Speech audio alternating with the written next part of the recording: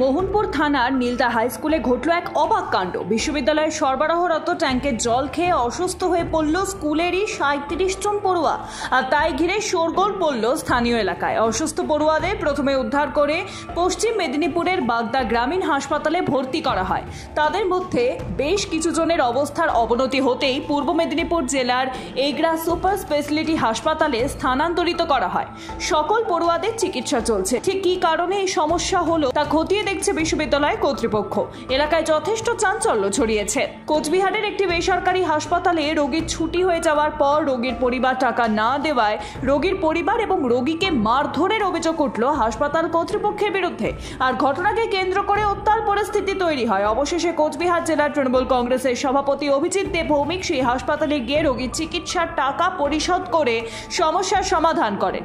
জানা যায় ওই রোগীর পরিবার স্বাস্থ্যসাথীর কার্ড জমা দিলেও রোগীর পরিবারের কাছে হাসপাতাল কর্তৃপক্ষ টাকার দাবি করে, আর তা নিয়ে শুরু হয় রোগীর পরিবার এবং হাসপাতাল কর্তৃপক্ষের মধ্যে গন্ডগোল। এবার বহুবলী তৃণমূল নেতার খোঁজ মিলল বাঁকুড়া শহরে। পৌরসভার আলো বিভাগে ঢুকে কর্মীদের সংশ্লিষ্ট বিভাগের ইনচার্জ অজয় দের শারীরিক হেনস্থা এবং অন্যান্য কর্মীদের গুলি করে মেরে গাছে ঝুলিয়ে দেওয়ার হুমকি দিলেন পৌরসভার 15 নম্বর ওয়ার্ডের তৃণমূল কাউন্সিলর পিঙ্কি চক্রবর্তীর স্বামী বাপি চক্রবর্তী। আর এই ঘটনার প্রতিবাদে শুক্রবার সকাল থেকে কাজ বন্ধ রেখে সংশ্লিষ্ট বিভাগের কর্মীরা অভিযুক্ত বাপি চক্রবর্তীর বিরুদ্ধে কড়া ব্যবস্থা নেওয়ার দাবিতে সরব হয়েছেন। এমনকি তার বিরুদ্ধে ব্যবস্থা না নেওয়া পর্যন্ত কর্মীরা কর্মবিরতি চালিয়ে যাবেন বলেও জানিয়েছেন।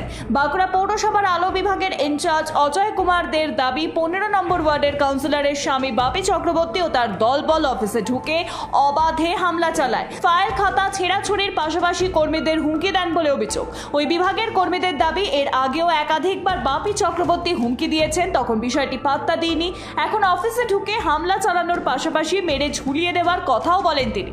সংশ্লিষ্ট বিভাগের সিআইসি অভিজিৎ দত্ত এ বিষয়ে বলেন, কাউন্সিলর পিঙ্কি চক্রবর্তীর স্বামী যা করেছেন তা সমর্থনযোগ্য নয়। বিষয়টি পৌর প্রধানকে তিনি জানিয়েছেন বলে জানান। ডাইনি সন্দেহে 2 আদিবাসী মহিলাকে পিটিয়ে খুন করার অভিযোগ। ঘটনাটি ঘটেছে বীরভূমের ময়ূরেশ্বর থানার হরিশরা গ্রামের আদিবাসী পাড়ায়। মৃতদের নাম লোদগে কিসকো এবং ডলি সোরেন। গতকাল রাতে দুজনকেই বাড়ি থেকে ডেকে নিয়ে এসে দড়ি দিয়ে বেঁধে লাঠি দিয়ে পিটিয়ে মেরে ফেলা হয়। তারপর দুজনকেই গ্রাম সংলগ্ন সেচ নালার জলে ভাসিয়ে দেওয়া হয়। বিষয়টি জানাজানি হতেই গ্রামে পৌঁছয় বিশাল পুলিশ বাহিনী। ঘটনায় যুক্ত থাকার সন্দেহে 6 জনকে গ্রেফতার করেছে পুলিশ। মৃতদেহ দুটি উদ্ধার করে ময়না তদন্তের জন্য রামপুরহাট গভর্নমেন্ট মেডিকেল কলেজ ও হাসপাতালের পুলিশ মর্গে পাঠিয়েছে।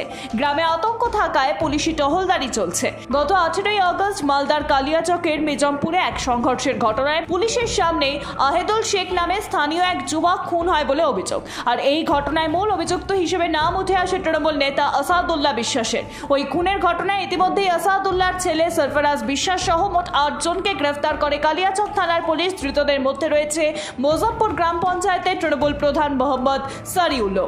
ঘটনায় সিসিটিভি ক্যামেরার ফুটেজ দেখে পুলিশ তদন্ত শুরু করে, আর সেই এফআইআরে মূল অভিযুক্ত হিসেবে তৃণমূল নেতা আসাদুল্লাহ বিশ্বাসকে পুলিশ খুঁজছিল। আসাদুল্লাহ বিশ্বাস গ্রেফতারি এড়াতে দিল্লিতে এক গোপন ডেরায় আত্মগোপন করেছিলেন। দিল্লি পুলিশের ডেপুটি কমিশনার এম হর্ষবর্ধনের নেতৃত্বে একটি বিশেষ দল বৃহস্পতিবার গোপন ডেরা থেকে আসাদুল্লাহকে গ্রেফতার করে। আর সেই সূত্রেই জানা গিয়েছে, জাতীয় তদন্তকারী সংস্থা এনআইএ, নার্কোটিক্স কন্ট্রোল ব্যুরো, ইডির খাতায় আসাদুল্লাহ বিশ্বাসের নামে অন্তত 50টি মামলা রয়েছে।